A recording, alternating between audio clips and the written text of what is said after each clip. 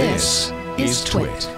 So with with all of these different distribution platforms, if you want to call them that, that news agencies are using to get out their work, but also just entertainment. I mean, not every podcast is news, right? A lot of entertainment. You all have a lot of video in there. Let's talk about what you all are doing in terms of data and analytics. Sure. I make a podcast with a couple friends called Buzzkill, and we're basically uploading to SoundCloud. It distributes to other apps. Right. We're not getting a ton of data and analytics from SoundCloud, although there's a little bit. Apple really hadn't provided much, but they recently updated their app to provide some like basic level of analytics, or they're going to do that later or something like that, right? It's coming out, right? They made an announcement that they will share completion rates, I think, and some skip data. Okay. So it's not clear. So kind of the basics. Right. Yeah. So what does 60dB provide for a podcaster?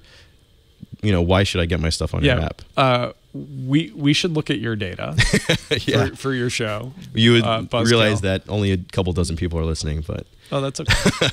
Listen to Buzzkill. I've listened. It's good. It's fun. Not bad. It's not bad. Yeah, but yeah. So for if someone's making a podcast or doing whatever comedy news, why should they get it on 60dB? So they should not only get it on 60dB, they should email me at steve@60db.co, and we can get you, if you're a creator, into our CMS.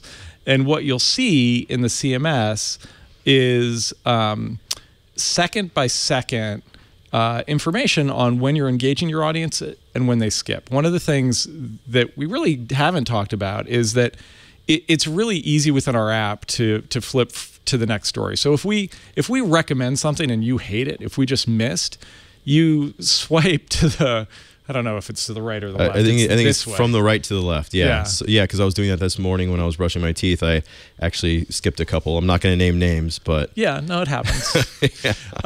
And it's important, right? Like, So we make it pretty easy to skip, and that really gives creators interesting information about when they're losing the attention of their audience. Mm-hmm.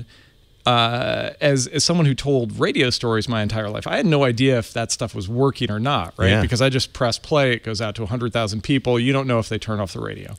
And now we know, and we not only know, but we know when exactly. So a friend of mine, Dan Bobkoff, who used to work at Marketplace and NPR, did a story for Business Insider, and they started adding a pre-roll ad, and it was a bad ad. And you could, sorry guys, you could see the effect of that.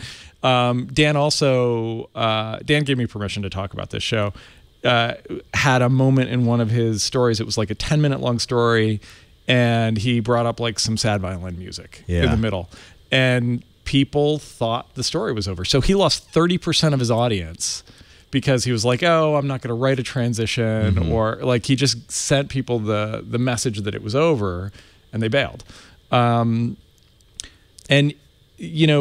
probably the biggest takeaway is that podcasts do much better if they have a strong lead. Like, it's so important to like tell people what the story is about. You see like, I'm not going to name names, but there are lots of tech podcasts out there where the reporters will spend the first 10 minutes sort of like just shooting the shit. Yeah. Can I say that? Yeah. I don't know. Yeah. And it's deadly.